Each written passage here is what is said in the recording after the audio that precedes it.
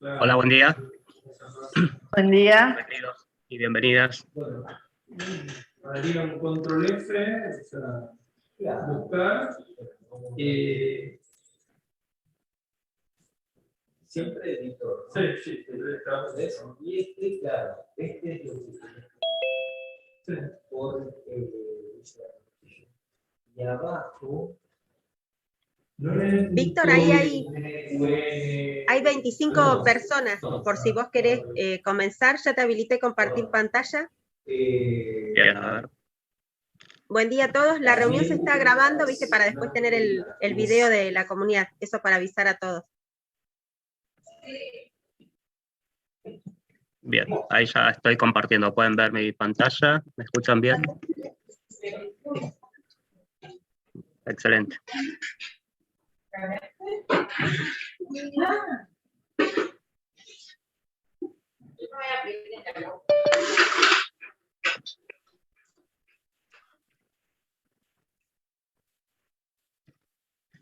Bien, bueno, vamos a comenzar. Seguramente se irán sumando más colegas dentro de unos minutos. Mientras tanto, para respetar la puntualidad de los presentes, vamos a avanzar. El objetivo de esta comunidad de práctica es compartirles un poco qué estamos observando nosotros desde la Oficina Provincial OPTIC en materia de ciberseguridad, volver a refrescar los temas inherentes a la política de seguridad de la información, que para nosotros es la herramienta fundamental que tenemos para abordar la ciberseguridad desde el punto de vista del Estado provincial, y mostrarles una de las herramientas que estamos utilizando para poder dinamizar el tratamiento y la implementación de la política de seguridad de la información en distintos organismos.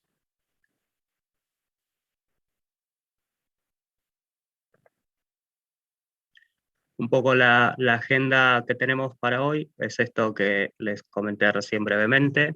Vamos a revisar el escenario de la ciberseguridad durante este año, qué es lo que estamos observando desde la Oficina Provincial y el equipo de respuestas a incidentes, la política de seguridad de la información como mecanismo para la gestión de la ciberseguridad, y la herramienta IMARISMA, que es una herramienta de gestión de riesgos y cumplimiento normativo, sobre la cual nos estamos apoyando para implementar esta política de seguridad de la información en distintos organismos.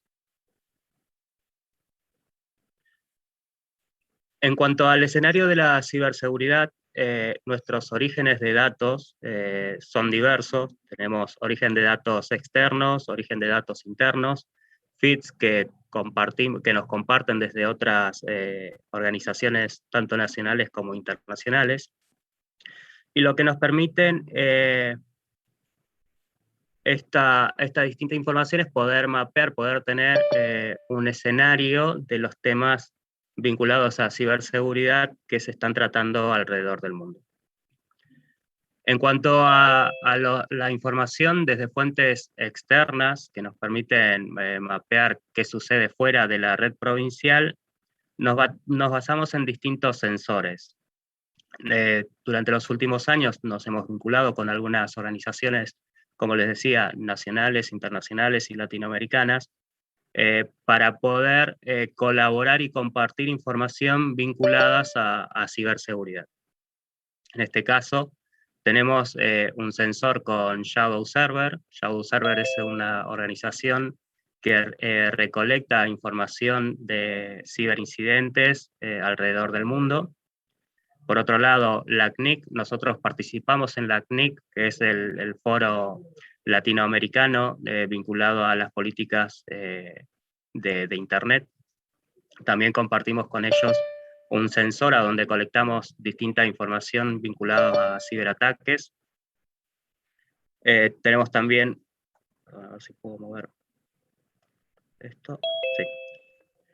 Como saben, este año nos vinculamos también al CECIR Américas, que es un grupo de equipos de respuestas a incidentes nucleados dentro de la Organización de Estados Americanos. Con ellos también contamos con distintos sensores que nos permiten colectar información sobre ciberataques. Y una herramienta que implementamos hace poco tiempo que se llama MISP, que son las siglas de Malware Information Sharing Platform. Básicamente es una plataforma que permite compartir información sobre indicadores de compromisos vinculados a distintos ciberincidentes. Esta es una herramienta muy específica de equipos de respuestas a incidentes que se utiliza cada vez más tanto en Europa como en América.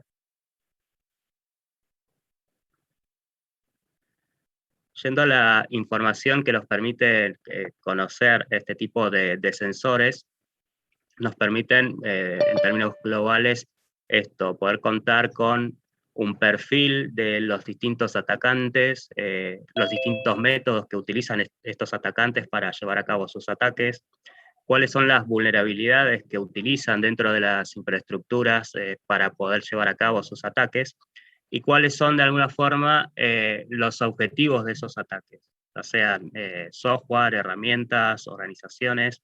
Tenemos ataques dirigidos a bancos, a organismos públicos, y a través de esos objetivos también distintas soluciones que tienen implementadas estos organismos, y que esas soluciones tienen vulnerabilidades que son explotadas por los atacantes.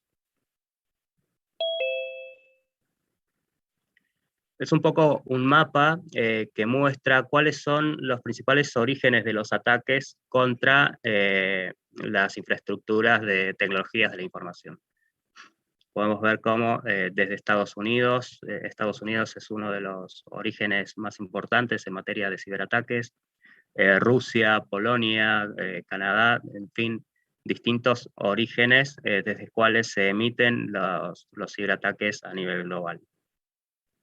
Esto específicamente contra estos sensores que implementamos nosotros para recolectar esa información de ataques. Es un gráfico que puede mostrar el volumen de los ataques por hora. Esto es un extracto tomado durante los últimos 3 días. Esto lo que nos permite es, bueno, en primer lugar, conocer cuál es el volumen de los ataques, pero también poder establecer en qué horarios recibimos mayor cantidad de volúmenes de ataques.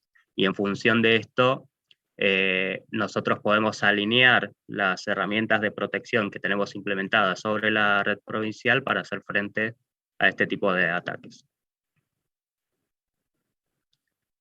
Aquí podemos ver cuáles son por un lado, los sensores, dos de los sensores a través de los cuales recolectamos información.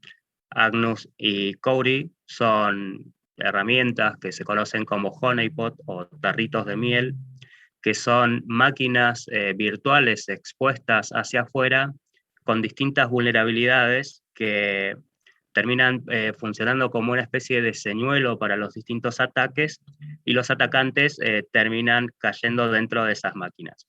Como son máquinas virtuales y están diseñadas específicamente para recolectar información de cómo es el comportamiento de los ataques, esos ataques terminan cayendo exclusivamente ahí y no se propaga a ninguna otra parte. Con lo cual, los atacantes acceden a esas máquinas sin conocer que se trata de un señuelo y desarrollan sus ataques. A partir de ese comportamiento, nosotros podemos conocer cuáles son los métodos de los ataques, qué usuarios utilizan para realizar sus ataques, qué métodos, qué librerías. En fin, nos permite obtener una taxonomía de los distintos ataques. En cuanto a la criticidad de las vulnerabilidades que explotan, conociendo qué técnicas y qué mecanismos utilizan para llevar a cabo los ataques, nos permite también conocer qué tan crítico es que ese ataque se lleve a realizar sobre una infraestructura real. Acá podemos ver cuáles son las distintas vulnerabilidades explotadas en el último recuadrito. Esta categorización de las vulnerabilidades surge de una base de datos global sobre vulnerabilidades que se va catalogando año tras año. Fíjense en cómo dentro de las vulnerabilidades que se explotan, la mayor cantidad de vulnerabilidades son vulnerabilidades que ya vienen de años anteriores. Por ejemplo, podemos ver cómo el CB 2017-17215, registrado precisamente en el año 2017, es una de las mayores vulnerabilidades utilizadas.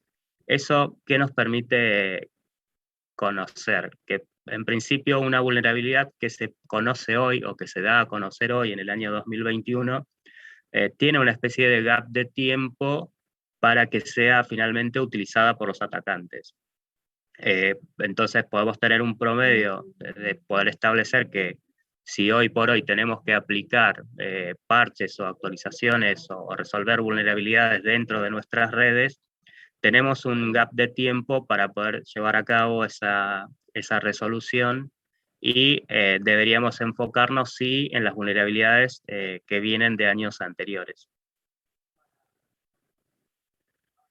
Precisamente cuando hablamos de vulnerabilidades que podemos conocer a partir de esos ataques que recolectamos en los distintos sensores, acá podemos ver cómo esa vulnerabilidad explotada del año 2017 está vinculada a equipos de la marca Huawei.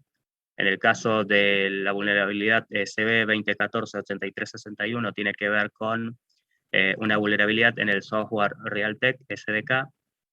En el caso del CB 2017 tiene que ver con una vulnerabilidad dentro de PHP Unit, lenguaje de programación, que permite realizar ejecución remota de códigos.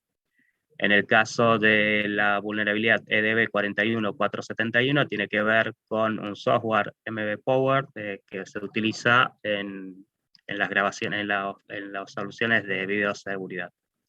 Y así sucesivamente, distintas vulnerabilidades que son explotadas, que nosotros podemos conocer que se están utilizando en los distintos ataques, y a partir de ahí tomar las decisiones para aplicar las protecciones dentro de la red provincial. Más información que colectamos, podemos ver cómo dentro de esos ataques que llevan a cabo dentro de estos señuelos los atacantes, utilizan, les decía, distintos usuarios. Fíjense en cómo el usuario admin sigue siendo uno de los usuarios estándares más utilizados dentro de los ciberataques. Usuarios comunes como el root, test, el usuario test que muchas veces por ahí creamos en un ambiente de prueba y que no aplicamos las protecciones de seguridad debidas, con lo cual quedan ahí abiertos como una puerta para una posible explotación por los atacantes. También podemos recolectar las distintas contraseñas que se utilizan en los ataques. Fíjense en cómo esta contraseña estándar 123456 sigue siendo una de las más utilizadas, y lamentablemente podemos encontrar muchos sistemas con autenticación que utilizan todavía estas claves, que por ahí para entornos de pruebas o pre-lanzamiento a producción dejamos creados esos usuarios con contraseñas inseguras. Después de alguna forma las pasamos por alto y eso queda ahí como una puerta que termina siendo utilizada por los atacantes. Más información que colectamos. Esto tiene que ver con las distintas URLs a las que acceden los atacantes para descargar las herramientas que terminan utilizando dentro de los ataques. Una vez que un atacante logra hacerse con el control de un equipo, el siguiente paso es comenzar a descargar las distintas herramientas que les van a permitir seguir profundizando la explotación de ese equipo que al cual acaba de acceder. En cuanto a los comandos, también ahí podemos ver distintos comandos que utilizan durante el desarrollo de sus ataques. Este es un recuadro donde podemos ver cuáles son los distintos orígenes de los ataques, que si bien lo veíamos de forma geolocalizada, acá lo podemos ver en tablas, y cuando regionalizamos esos ataques podemos ver que en América Latina también tenemos termina siendo una gran fuente de ataques. Brasil encabeza esa lista, seguido por México, Ecuador, Honduras. Panamá ha salido de esta lista. Una de las cosas que nos había llamado mucho la atención durante este año era que Panamá se había constituido en una especie de hub de ataques, terminaba siendo dentro de América Latina uno de los principales orígenes de los distintos ataques que registrábamos. Por supuesto, hay que decir que estos ataques no son ataques que se hayan materializado específicamente sobre la red provincial, sino que son ataques que se han llevado por distintos señuelos que hemos colocado para poder colectar justamente este tipo de información. Y cuando leemos en las noticias o vemos en distintas fuentes de información que Rusia es uno de los principales orígenes de ataques, bueno, efectivamente hay información que respalda esta información. Fíjense en cómo dentro de esta tabla, en los orígenes autónomos a nivel global, uno de los operadores que tiene un mayor volumen de ataques es justamente un proveedor de Internet con ubicación o geolocalización dentro de Rusia. Entonces, esta distinta información que colectamos sobre los ataques provenientes desde el exterior nos permiten, como les decía, tener una taxonomía de cuáles son los métodos de ataques, cuáles son los orígenes de los ataques, qué vulnerabilidades explotan los atacantes, que en el fondo esa información nos sirve para poder alinear las distintas soluciones y estrategias de protección contra la red provincial. Y de otro enfoque desde el cual miramos también los temas inherentes a la ciberseguridad es a través de lo que censamos dentro de la red interna. Para hacernos de información de lo que sucede dentro de la red provincial, bueno, nos basamos en las herramientas antivirus que desde la oficina provincial proveemos a los distintos organismos. Tenemos soluciones de identificación de intrusión y prevención de intrusión también implementados dentro de la red provincial.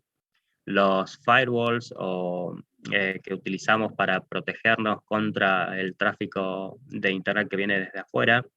Y estas herramientas CIEM, que son herramientas que nos permiten obtener información de distintas fuentes, por ejemplo, de los antivirus, de los IDS o de los firewalls, y poder correlacionarlos dentro de una misma plataforma para poder establecer distintas vinculaciones entre los eventos que se producen dentro de la red provincial.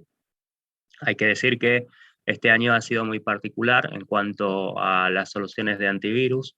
Nosotros teníamos históricamente, o al menos durante los últimos años, el antivirus ESET NOT32, que nos permitía una protección de 3.000 puestos de trabajo.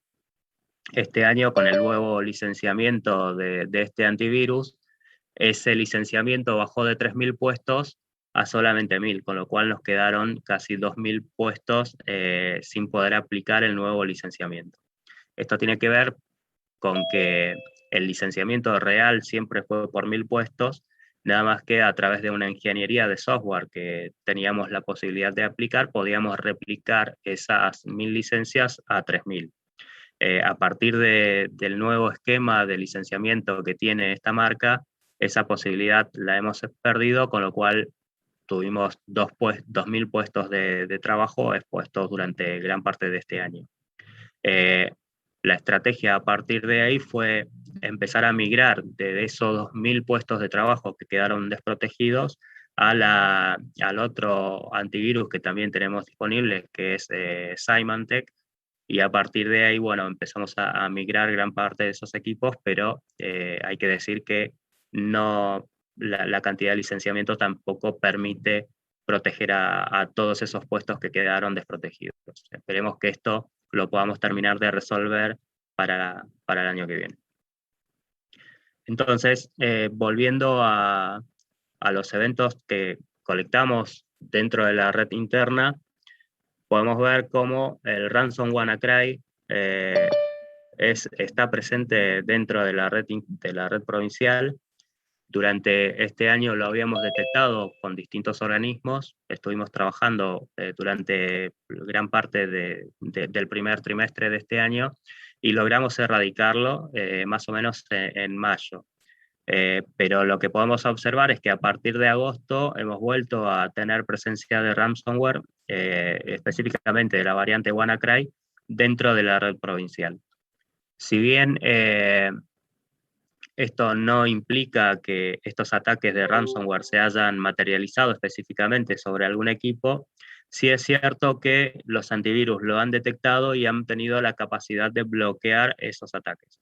Ahora, el hecho de que se siga manteniendo dentro de la red provincial implica que existen necesariamente equipos con vulnerabilidades que explotan los distintos componentes que utiliza el ransomware WannaCry. Con lo cual es importante enfocarnos en esas vulnerabilidades, aplicar los parches a los sistemas operativos para poder resolver de base y lograr erradicar esta amenaza que es sumamente crítica dentro de la red provincial.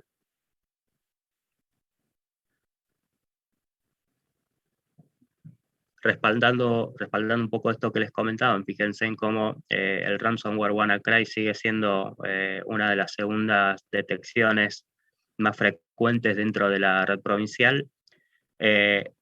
Existe este W32.downAdapt, que es un componente que en realidad habilita, o sea, es el punto de entrada para el ransomware WannaCry. Con lo cual, los dos van casi de la mano. Otra información que podemos reunir a partir de esta información que recolectamos sobre la red provincial, la red interna, podemos ver cuáles son los rangos de la red más afectados por vulnerabilidades. Entonces, de vuelta, al igual que con la información que colectamos desde el exterior, también la información que recolectamos desde el interior nos permiten alinear y enfocar las estrategias de protección en materia de ciberseguridad.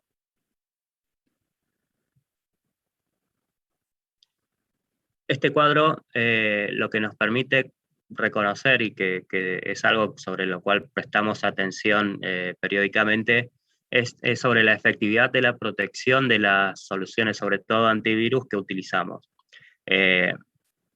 Normalmente cuando un antivirus detecta un comportamiento anómalo dentro de un equipo, lo puede eliminar, lo puede poner en cuarentena o puede aplicar el parche de seguridad que habilitó la presentación de esa amenaza. Con lo cual, lo que podemos saber es que cuando un antivirus pone algo en cuarentena es porque de alguna forma detectó un comportamiento anómalo, pero no fue capaz de protegerlo. Aísla a ese componente que lo entiende como anómalo o peligroso y lo mantiene allí en cuarentena. Eso a nosotros nos indica que en la medida que crezca la identificación, el resguardo en cuarentena por parte de los antivirus, quiere decir que eso comienza a bajar la efectividad de la protección.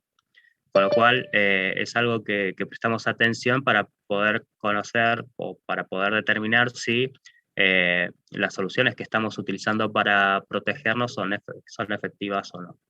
De acuerdo al gráfico podemos ver que hasta el momento las soluciones que estamos utilizando aún siguen siendo efectivas. Esto, por supuesto, no genera un grado de seguridad al 100%. Como saben, la seguridad es dinámica.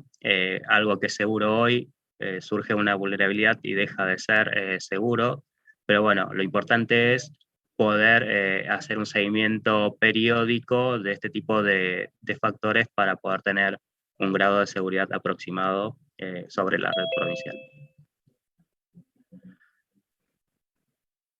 Entonces, nuevamente, reunimos información desde fuentes externas para poder conocer cuáles son los principales ataques, tener una taxonomía de esos ataques, y reunimos también información de lo que sucede sobre la red interna con el mismo objetivo, poder tener un grado de cuál es la ciberseguridad, cuál es el grado de ciberseguridad sobre la red provincial, y poder alinear las estrategias de protección en función de la información que recolectamos.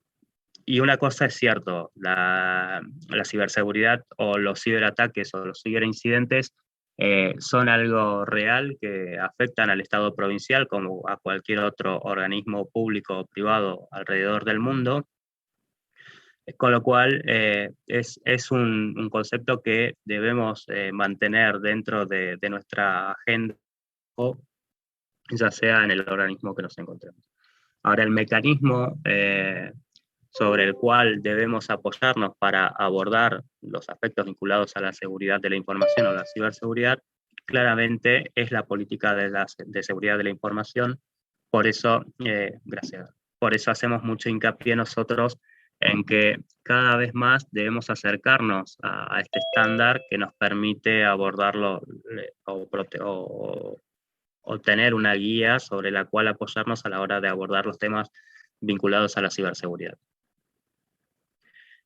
Entonces, para redondear un poco el escenario de la ciberseguridad a partir de esta información que hemos estado viendo, podemos plantear algunos desafíos de cara al año que viene y que también hoy por hoy suponen un desafío, que son los ataques de spam y phishing, estos correos fraudulentos que son muy difíciles de contener de cara al usuario. Si bien nosotros, al menos en la red provincial, implementamos distintas soluciones para poder filtrar estos correos, la verdad es que hay una gran ingeniería social puesta por parte de las organizaciones que difunden este tipo de contenido, con lo cual implica un gran esfuerzo poder filtrar al 100%. Entonces, como esto no es posible, necesariamente tenemos que trabajar con los usuarios. Hay un caso, solo para comentarles, para plantearles cómo se puede desencadenar una situación. Nosotros durante principios de la pandemia hemos tenido un incremento fenomenal de los ataques o de los correos de phishing. En muchos casos suplantaban la autenticación del webmail, se enviaba un correo al usuario advirtiendo que se iba a reemplazar su contraseña o se iba a dar de baja su usuario, con lo cual lo remitía a una página web que, si la veíamos sin prestar mucha atención, podía pasar totalmente desapercibido, que era una página fraudulenta. A partir de ahí hemos tenido una serie de usuarios que han caído dentro de esa suplantación, con lo cual han perdido el control de acceso a sus cuentas de correo. En la mayoría de los casos, esos casos han sido reportados a la OPTIC, incluso al CECIR específicamente, a través de nuestro formulario que tenemos disponible en el sitio del CECIR. Se dio soporte a los usuarios. La primera estrategia es reemplazar la contraseña para, en caso de que el usuario ha tenido una contraseña insegura o que haya entregado su contraseña, renovarla para poder recuperar el acceso a su contraseña. A partir de esos casos, hoy por hoy, tenemos una serie de demandas de información por parte del Ministerio Público Fiscal de la Nación, específicamente de la Unidad de Investigación de Ciberdelitos, que actualmente trabaja en colaboración en una serie de casos con el FBI, porque el FBI detectó un patrón de ataques contra las empresas públicas y privadas de Estados Unidos, a donde los atacantes, a través de estas técnicas de phishing, se han hecho del control de un gran número de cuentas de gobierno, o sea, no solamente de Argentina, sino de muchos otros países y estados, y los atacantes utilizan esos correos oficiales para solicitar información de ciudadanos residentes en Estados Unidos. Es una práctica estándar o algo, ¿cómo es?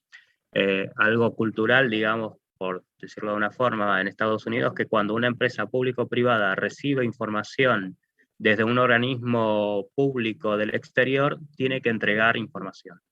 Con lo cual, a través de estos ataques, las empresas de Estados Unidos han entregado muchísima información sobre distintos ciudadanos residentes en Estados Unidos desde principios de la pandemia.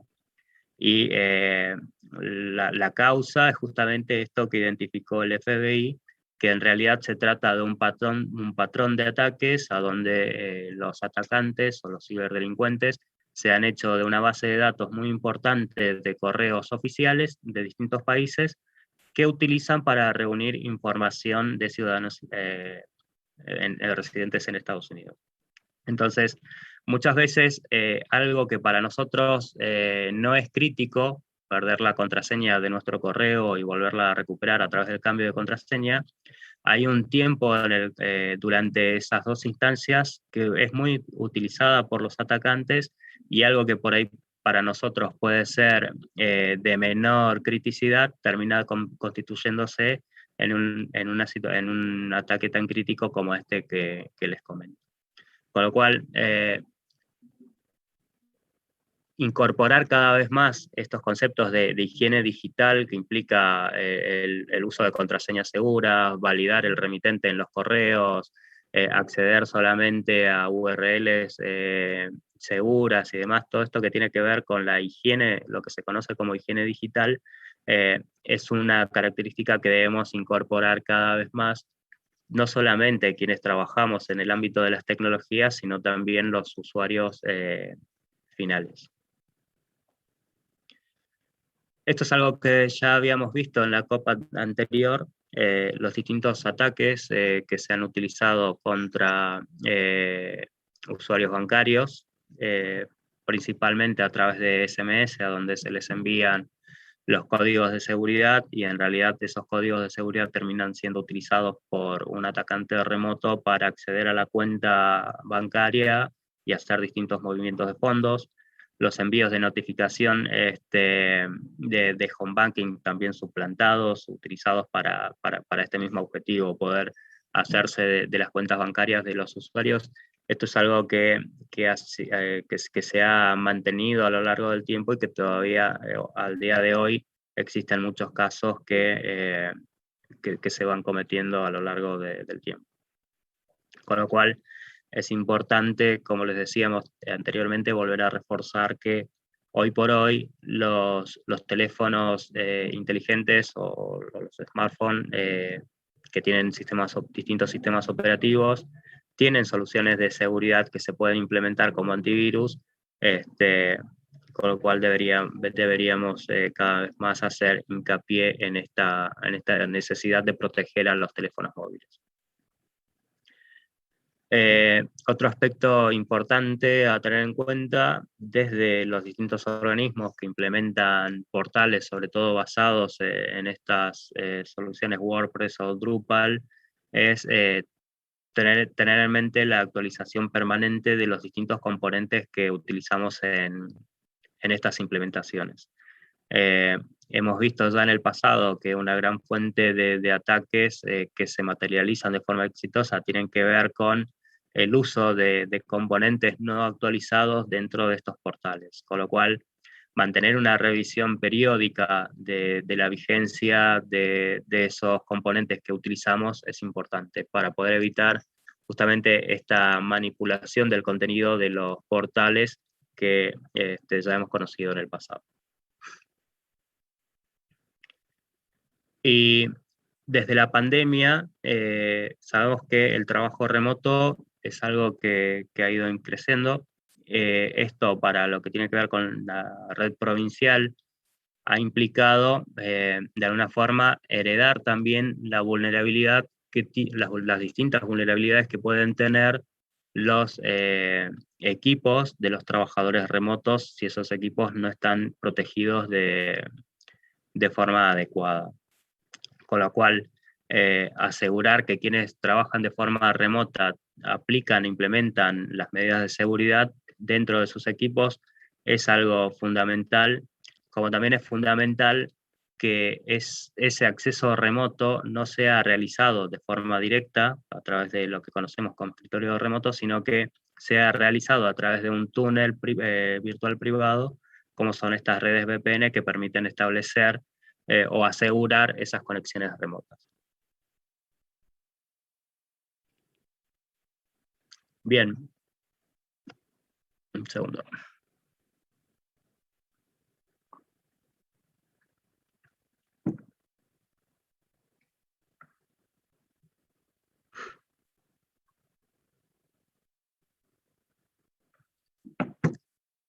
Y como les decía, la herramienta fundamental que tenemos nosotros dentro del Estado provincial para poder abordar los distintos temas inherentes a la seguridad de la información y a la ciberseguridad es la política de seguridad de la información para la administración pública, que es una herramienta que tenemos desde el año 2008, es el decreto 2223/2008. Ese decreto se sancionó con carácter de cumplimiento obligatorio para la administración pública, la implementación de esta política. Es una política basada en gestión de riesgos. Ahora vamos a ver qué quiere decir este término, basado en gestión de riesgos. Se trata de un estándar, ¿sí? Cada organismo adopta la política y la implementa de acuerdo a su contexto, con lo cual no es una política que se debe implementar de facto, sino que es una política que se debe adecuar de acuerdo a la realidad del organismo y en función de eso implementar los distintos controles que sugiere la política. Es una política basada en una norma internacional de seguridad de la información, la ISO IEC 27001 del Sistema de Gestión de Seguridad de la Información, que es el estándar de facto para abordar los temas vinculados a la seguridad de la información. Este decreto establece a la Oficina Provincial como el órgano de control, tanto en materia de implementación como de vigencia de esa política, con lo cual las hemos ido adecuando en función de la actualización de este estándar 27001. En su momento, cuando la política se sancionó sobre, tomando como referencia la versión de la norma del año 2005, con lo cual durante los últimos años se han ido actualizando tanto a la versión del estándar del año 2008 como a la última versión del año 2013. Y esta misma política también incorpora al referencial 14 como uno de los documentos que se deben tener en cuenta al momento de desarrollar aplicaciones, con lo cual tiene una clara alineación con las distintas normativas que se han ido publicando desde el Estado provincial en materia de tecnologías de la información. La política de seguridad de la información tiene un poco esta estructura, ¿sí? Tiene distintos dominios, cada dominio se enfoca en un aspecto específico vinculado a la seguridad de la información. Por un lado, la organización de la seguridad, que establece cómo se debe organizar un organismo para poder comenzar a transitar la hoja de ruta de implementación de la política. Establece distintos criterios para la clasificación y control de los activos. Los activos de información es todo aquello que tenga valor para el organismo, ya sea un software, sea una PC o sea un archivo de información, una fotocopiadora. Cualquier componente, ya sea tecnológico de información, que sea crítico para el organismo, terminará siendo un activo que debe ser considerado para poder aplicar los controles de seguridad que sugiere la política. Como sabemos, la seguridad de la información tiene un enfoque amplio, no solamente en la información que reside en medios tecnológicos, sino que aborda distintas aristas, por ejemplo, la seguridad del personal, la seguridad jurídica, que tiene que ver con qué sucede con una información desde el punto de vista del ámbito legal, con lo cual la seguridad del personal es uno de los aspectos que aborda la política y que también tiene que ver con esto que comentábamos acerca de higiene digital, de poder incorporar dentro del recurso humano de los organismos las distintas prácticas que tengan que contribuyan a la reducción de los riesgos de error humano o la comisión de distintos ilícitos o uso inadecuados de los activos. En este sentido, quiero aprovechar también para comentar que a lo largo de este año hemos estado detectando el uso de distintas herramientas de hacking ético sobre la red provincial. Eso lo detectamos a través de distintos sensores de tráfico de red, a donde podemos identificar cuáles son las herramientas que originan. Vale decir que este tipo de prácticas están prácticamente limitados por la política de seguridad de la información, en distintos dominios de la política. La red provincial es una red sobre la cual funcionan servicios sumamente críticos, y el uso de herramientas que no podemos, sobre la cual no tengamos un buen control, y sobre todo en materia de auditorías de seguridad, deben ser actividades que se deben realizar de forma coordinada con la oficina provincial, y esa actividad que se coordina con la oficina provincial cumple con distintos estándares, sobre todo la primera decisión es poder realizar las auditorías de seguridad de forma segura, en ambientes primeramente de pruebas y demás, con lo cual, en resumen, hay que decir que la red provincial no es un lugar sobre la cual se deberían utilizar este tipo de técnicas sin haber previamente establecido los controles y las coordinaciones para esto. Entre otros de los dominios que aborda la política de seguridad de la información es la seguridad física y ambiental, que tiene que ver con los accesos no autorizados, daños e interferencias sobre los activos y demás. En fin, todos estos dominios que pueden ver en pantalla abordan temas inherentes a la seguridad de la información desde un enfoque específico.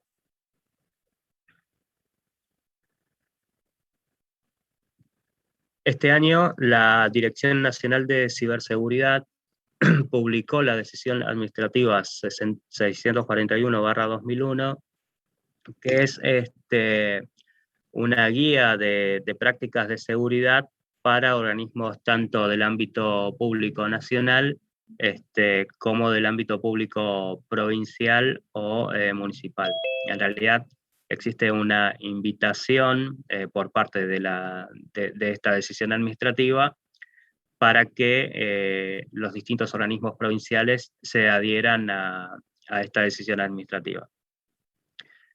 Nosotros hicimos un mapeo entre esa decisión administrativa y los controles y dominios que recomienda todavía en este año 2021, con el decreto 2223 de nuestra política. Y lo que encontramos es que, a pesar de ser una norma que el Estado provincial ha legislado a partir del año 2008, todavía sigue siendo vigente gracias a las distintas actualizaciones que ha recibido periódicamente. O sea, partiendo desde el punto de vista que la decisión administrativa de este año 2001 de la Dirección Nacional de Ciberseguridad se basa sobre estándares actuales, nosotros podemos tener la tranquilidad de que nuestra política se encuentra totalmente alineada con esta decisión administrativa, gracias a las distintas actualizaciones que hemos ido realizando en función de la evolución de los distintos estándares y escenarios que han surgido a lo largo de los años.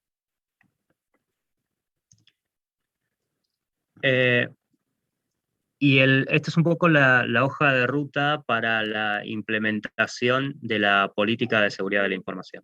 Perdón, voy a hacer una pausa para revisar si hay alguna consulta en el chat.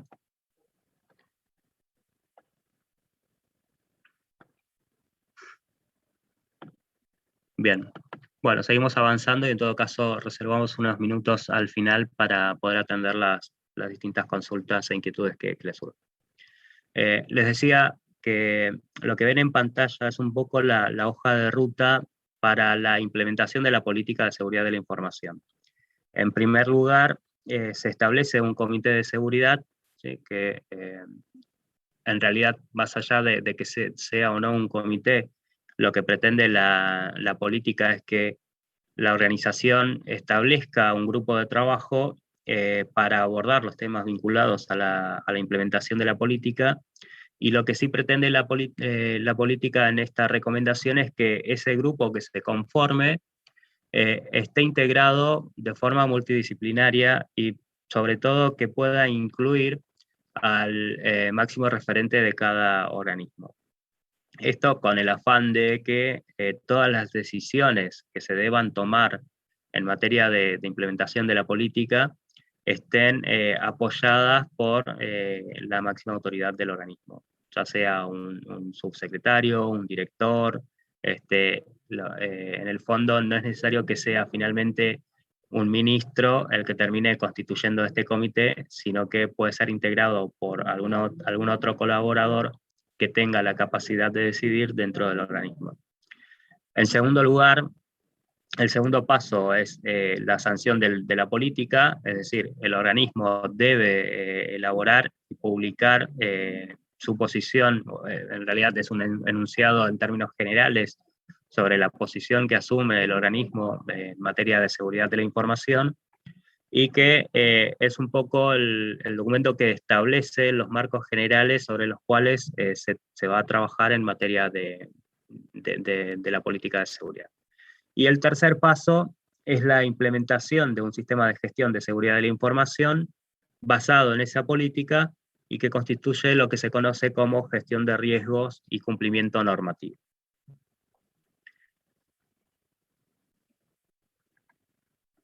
Y para trabajar sobre estos tres pasos, sobre esta hoja de ruta, desde la Dirección de Seguridad de la Información, creamos en el año 2018 lo que conocemos como Programa de Asistencia. Por ahí el nombre suena un poco largo, pero lo que buscamos es sobre todo claridad.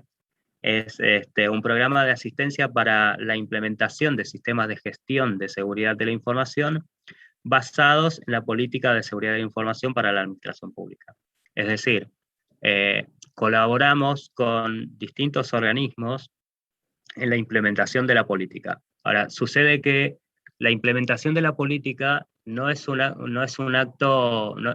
actividad de una única vez, sino que la seguridad, como ya dijimos, es dinámica, algo que es seguro hoy, pasa el tiempo, se descubre una vulnerabilidad o se vulnera y pasa a ser inseguro, con lo cual establecer controles de seguridad en un momento dado implica que de forma periódica esos controles que implementamos los volvamos a revisar para determinar si son vigentes. Entonces, eso implica que al momento de implementar la política de seguridad, en el fondo también estamos implementando un sistema que gestiona esa política. O sea, de forma cíclica, ese sistema se asegura de volver a revisar periódicamente los distintos controles que implementamos para poder mantener la vigencia de esos controles a lo largo del tiempo. Y cuando decíamos con un enfoque basado en gestión de riesgos, nos referimos básicamente a esto, o sea, que es una política que ayuda a establecer controles que protegen de amenazas.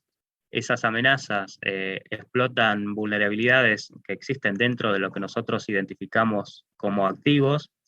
Esos activos, como decíamos, son componentes que tienen un valor para la organización o para el organismo, y que cuanto mayor sea el grado de valor de ese activo, mayor será también el grado de riesgos.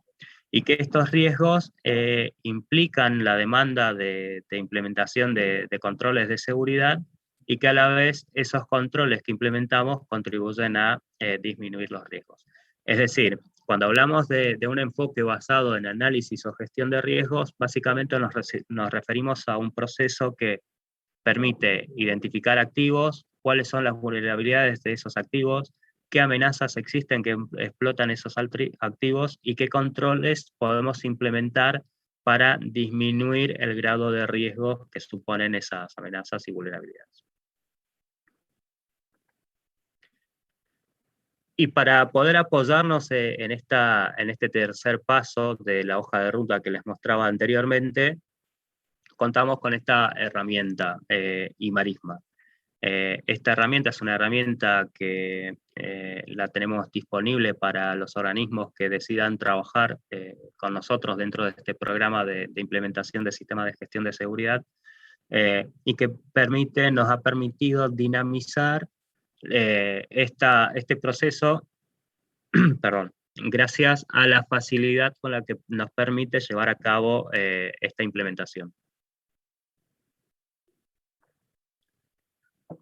La herramienta Imarisma es una plataforma de gestión de riesgos y cumplimiento normativo que en términos generales nos permite subir a esa herramienta una serie de estándares Nosotros, bueno, en nuestro caso tenemos la política de seguridad de la información, pero existen otros organismos que están sujetos o sometidos también a otro tipo de estándares. Por ejemplo, pongamos el caso del Banco Provincia. El Banco Provincia, además de cumplir además de implementar un estándar de seguridad como la política, también está sujeto a distintos estándares, por ejemplo, que emite el Banco Central de la República Argentina.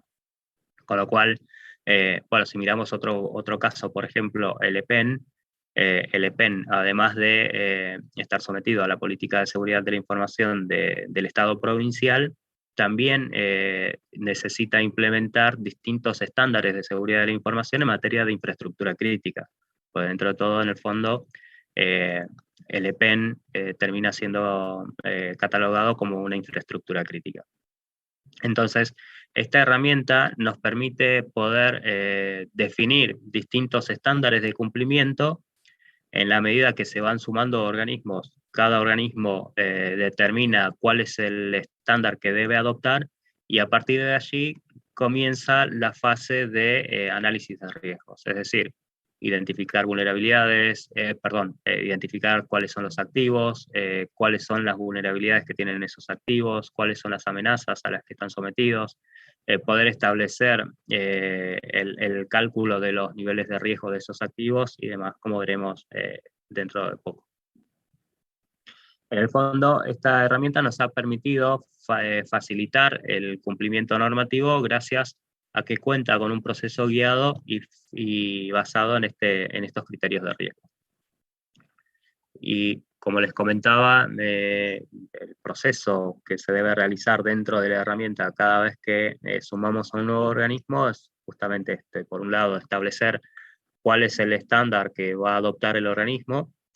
A partir de allí, de forma colaborativa, identificamos cuáles son los activos. Hay que decir que cuando nos paramos dentro de una organización o de un organismo, el volumen de activos puede ser muy alto. O sea, dentro de lo que es software, dentro de lo que es hardware, dentro de lo que es información en sí,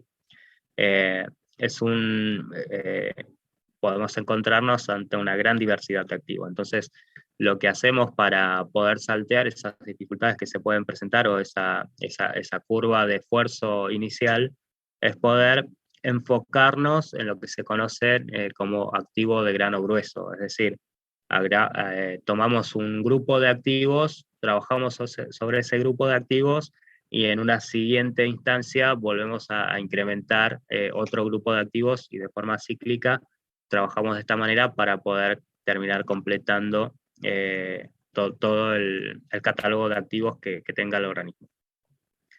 Entonces el proceso es un poco identificación de los activos, identificamos cuáles son las vulnerabilidades que tienen esos activos. En realidad no lo hacemos nosotros, sino ya la misma herramienta tiene los distintos patrones para poder hacerlo.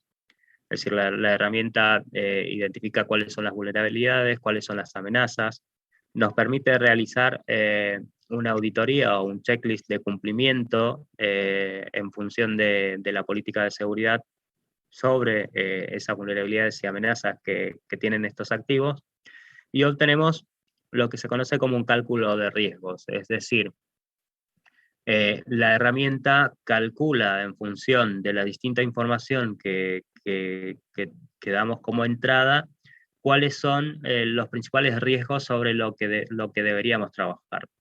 Y eso lo devuelve en lo que conocemos como planes de tratamiento. Y es un plan de tratamiento enfocados de acuerdo al criterio de riesgos. Para explicarlo en otros términos, cuando nos encontramos ante la adopción de un estándar tiene una serie de requisitos, por lo general 50, 60 o hasta 100 distintos requisitos que nos obliga a implementar. Ahora, cuando nos encontramos en la fase de implementación de esos controles o requisitos, una cosa es implementarlos de forma secuencial, es decir, de 1 al 50 o de 1 al 100, y otra forma más dinámica es implementarlo en función de un criterio de riesgos. Es decir, la herramienta nos permite determinar que los controles que recomienda la política cuáles son los más críticos, los controles más críticos que deberíamos implementar de forma inicial. Entonces, esto permite poder focalizar los esfuerzos para adoptar de forma gradual los distintos controles de la política. Y para que esto no sea estático, la herramienta permite también registrar los distintos incidentes y eventos que se van produciendo dentro de los organismos y sobre todo sobre los activos que tenemos registrados. Entonces, si nosotros tenemos un control que decimos que protege contra una determinada amenaza, si al poco tiempo registramos un incidente que involucra a esa amenaza, evidentemente determina que los controles que tenemos no eran los adecuados, con lo cual es necesario volver a recalcular los niveles de riesgos y volver a revisar sobre todo los controles que tenemos implementados. Entonces, esto nos permite, como les decía, de forma cíclica, estar trabajando de forma permanente sobre las distintas vulnerabilidades y amenazas que representan nuestros activos dentro de nuestro organismo. Bueno, tenía preparado hacer una breve revisión de la herramienta. Un segundo. Mientras tanto, si quieren aprovechar este momento para aportar algún comentario, sugerencia, o si también incluso quieren compartir algo, pueden hacerlo.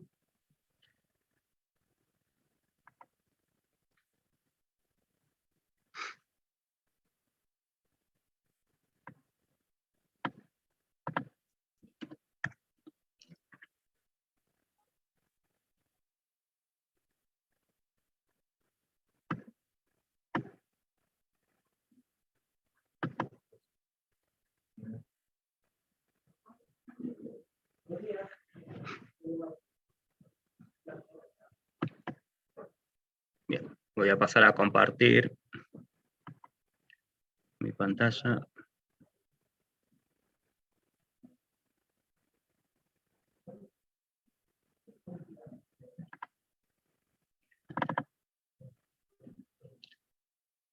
Bien. ¿Me confirman si pueden ver el navegador de mi pantalla? Sí, ok, bien.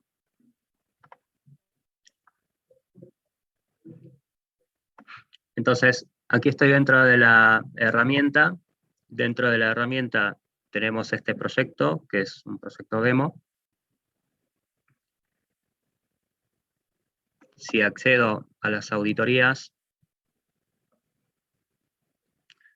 podemos ver distintas instancias de auditorías que iremos corriendo contra los activos del organismo. Y una vez que selecciono esa auditoría, la herramienta me habilita un menú con diversas acciones. Entre estos menús está la gestión de activos, que les comentaba. ¿Sí? Aquí es a donde registramos los distintos activos del organismo. La información que aportemos de estos activos es específicamente vinculado no específicamente a una dirección IP o a una ubicación determinada, sino lo que pretende la herramienta es que al menos podamos categorizar a esos activos, ¿sí? Poner un valor, ya sea en pesos, establecer cuál es el valor estratégico para ese activo dentro del organismo, porque después en los cálculos de riesgos, estos parámetros van a servir para poder determinar cuál es el grado de riesgo de este activo. En fin, diversa información que nos permite caracterizar de forma específica a esos activos. Y como les decía, los activos pueden ser aplicaciones software, datos e información, por ejemplo, un documento electrónico, instalaciones físicas, por ejemplo, un data center o un archivo de legajos, porque también supone algo de valor para el organismo. Distintos servicios, por ejemplo, servicio de internet, el personal. ¿Sí? Es decir, podemos identificar de una forma muy amplia los distintos activos que tenemos dentro de la organización. Y una vez que tenemos identificados o registrados nuestros activos, el siguiente paso es realizar el checklist de auditoría contra el estándar. Y cuando hacemos esto, lo que les comentaba anteriormente, podemos agrupar a los distintos activos de acuerdo a este criterio de activos de grano fino o activos de grano grueso. Yo puedo, dentro de una auditoría determinada, vincular ya sea a todos los activos o solamente a una parte en función de un criterio de agrupación. Y una vez que tenemos esa agrupación, pasamos directamente al proceso de checklist. Acá en el lado izquierdo pueden ver cómo tenemos distintos dominios. Estos dominios son de la norma ISO 27001. Y del lado derecho tenemos los distintos checklists que debemos completar en función del control que estamos evaluando. Por ejemplo, en este caso, el dominio A5, Políticas de Seguridad de la Información, el control A5.1, que dice Directrices de Gestión de la Seguridad de la Información, específicamente Políticas para la Seguridad de la Información y Control. Entonces, la herramienta nos va indagando sobre los distintos criterios que tiene para poder determinar cuál es el grado de cumplimiento del organismo de ese control, y en función de eso vamos respondiendo si aplica o no aplica el organismo, si existe un cumplimiento total, parcial, o si no, directamente no lo cumplimos. ¿Sí? Y vamos de esta forma, incluso podemos adjuntar, supongamos que si tenemos una política de seguridad de la información, aquí podemos subir esa política. En fin, para cada uno de los controles que establece la política, tenemos esta instancia de checklist para poder evaluar cuál es el grado de cumplimiento de cada uno de estos controles. Y una vez que cumplimos con esta instancia, lo que permite realizar la herramienta es el análisis de riesgos. O sea, básicamente calcular cuáles son los riesgos para cada uno de los activos que tenemos dentro de nuestro organismo, y en función de eso obtener el plan de tratamiento. Es decir, de acuerdo a los riesgos más altos, la herramienta nos va a ofrecer una serie de tareas que debemos realizar para elevar el grado de cumplimiento o para cumplir con esos controles.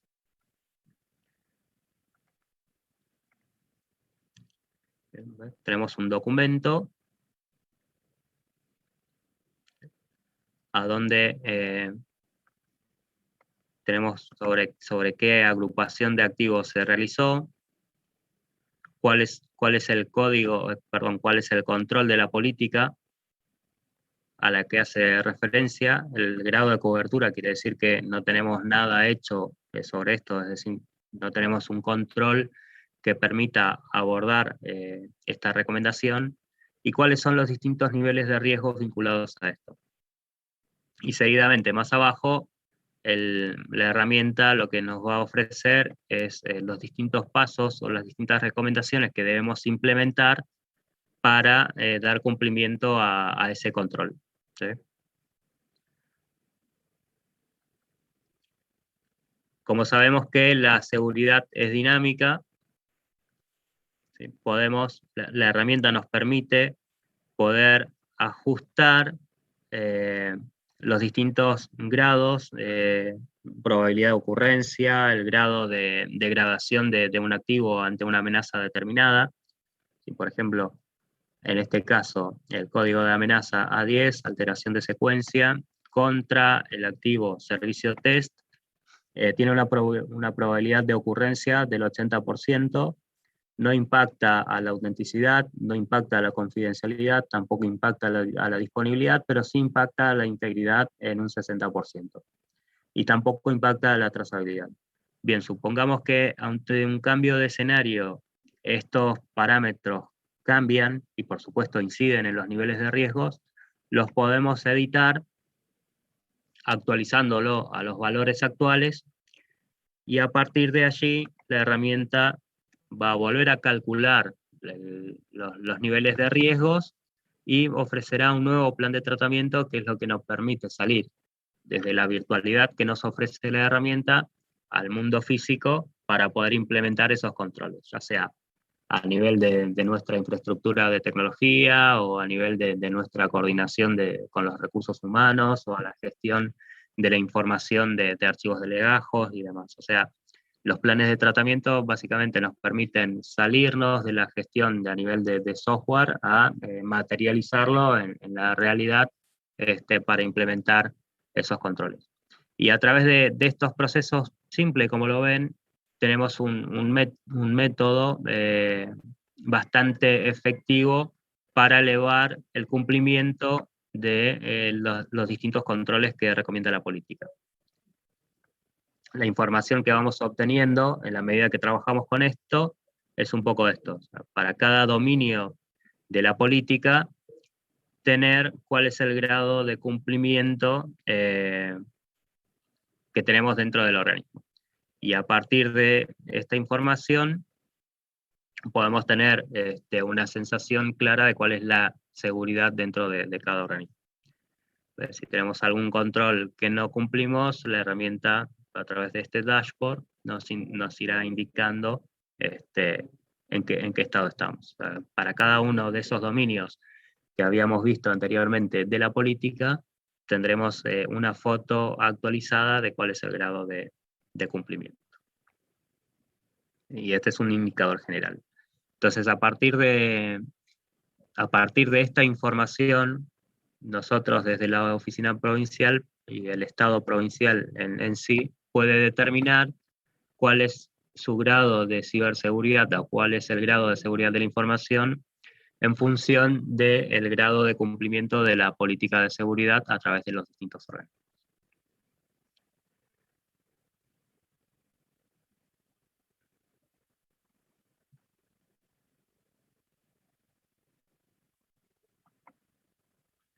Bien, en términos generales, esto era todo lo que teníamos para compartirles el día de hoy.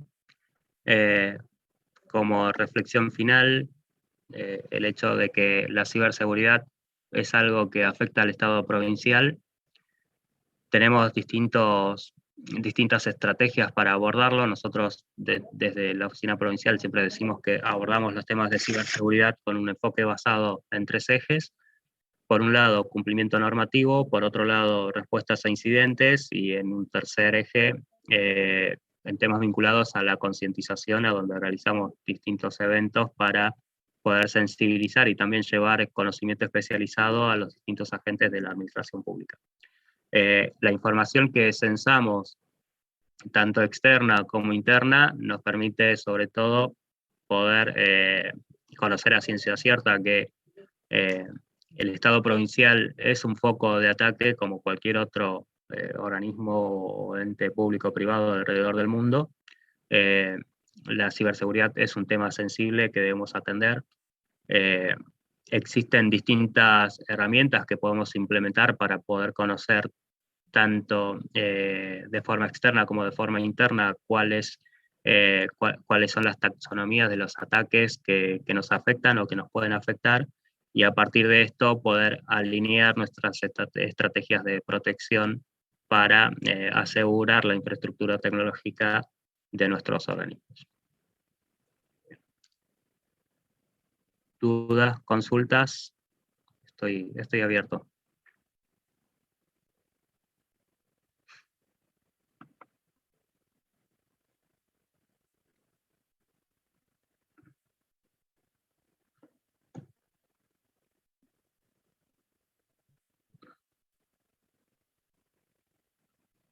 Bien, tenemos una consulta, la Dirección General de Religión y Culto.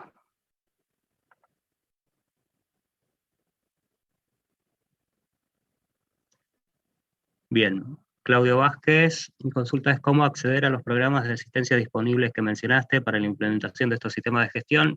Básicamente contactarnos, Claudio, y a partir de ahí agendamos una reunión de trabajo y nos coordinamos de eso. Ya tenemos más o menos durante estos años venimos trabajando con varios organismos, con lo cual tenemos ya un esquema definido de cómo trabajar sobre esto. Lo que sí es cierto es que los recursos no siempre nos permiten trabajar con todos de forma simultánea, con lo cual anualmente conformamos pequeños grupos y vamos trabajando con esos grupos, y en la medida que logramos un grado de madurez por parte de cada organismo, los liberamos y pasamos a trabajar con otros. Con lo cual ese es un poco el esquema de trabajo que tenemos. Básicamente nos envías un mail y nos ponemos en contacto y comenzamos a trabajar sobre eso. Creo que en pantalla podés, a partir del QR, obtener los datos de contacto. Laura Escarano, buenos días, Víctor. ¿Para qué organismos tienen disponible el Estado provincial esta herramienta de Marisma? La verdad es que los tenemos para todos. Tenemos, inicialmente, obtuvimos un licenciamiento para 16 organismos. Todavía no hemos cubierto ese gap de licencia, con lo cual tenemos disponibilidad para poder trabajar con aquellos que se encuentren interesados. Y en cuyo caso, si en algún momento logramos agotar esa capacidad, seguramente que vamos a gestionar, porque el objetivo es poder alcanzar a la mayor cantidad de organismos posibles. Sobre los antivirus de la red provincial, en Windows 10, ¿el uso de antivirus Defender es efectivo o necesitamos realizar la instalación de otro antivirus? Bueno, la verdad es que Defender ha sido bastante efectivo. En mi caso, en mi notebook personal, incluso utilizo Defender, pero también es cierto que dentro de la red provincial tenemos Symantec disponible. El objetivo sería que puedan utilizar Symantec, porque también les permite asegurar las actualizaciones permanentes de la base de datos de los antivirus. Y por otro lado, bueno, también decir que de cara al año que viene estamos tratando de poder unificar todas las herramientas de protección en una sola, basada en una solución única. Tenemos expedientes sobre los cuales estamos gestionando esto, y en cuanto tengamos novedades, seguramente en alguna COP les vamos a poder ofrecer mayor información.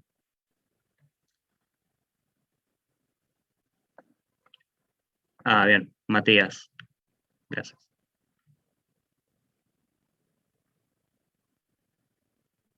Bien, bueno, no tenemos más consultas. ¿Alguien más que interese o tenga alguna inquietud o quiera compartir alguna experiencia en la materia? Mantención de actualización de los sistemas operativos. Yo estoy usando... Sí. Pablo. Sí, tenemos el SUS que lo implementamos desde la oficina provincial. Pero bueno, muchas veces no me surgen dudas.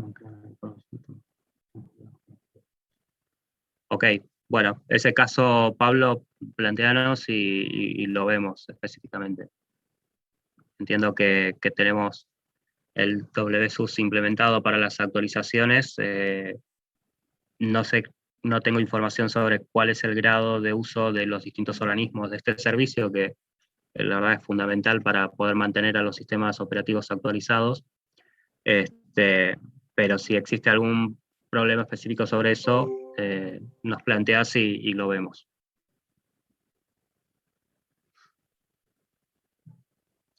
Mariela, gracias por acompañarnos esta mañana.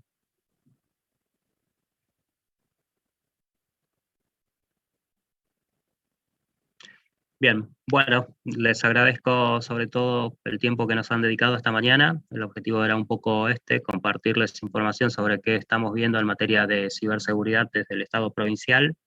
Resaltar esto, que el Estado provincial es un foco de los ciberataques, es un tema sensible que debemos mantener en agenda, no solamente desde el Estado provincial, desde la oficina provincial, sino también desde los distintos organismos que constituyen el Estado provincial.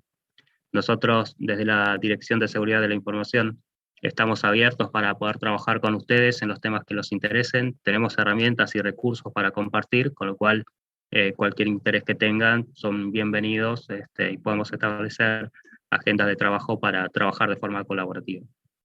La verdad es que en materia de seguridad, de ciberseguridad, como también de seguridad en términos generales, la colaboración es fundamental para apoyarnos mutuamente y poder mantener al Estado provincial ciberseguro. Bien, Laura, con gusto, contactanos y trabajamos sobre esto.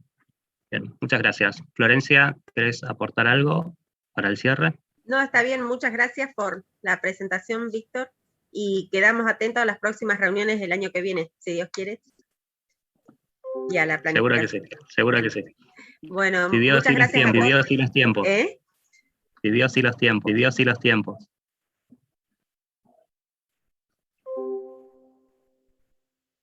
Bueno, gracias a todos. Feliz año y nos vemos el año que viene.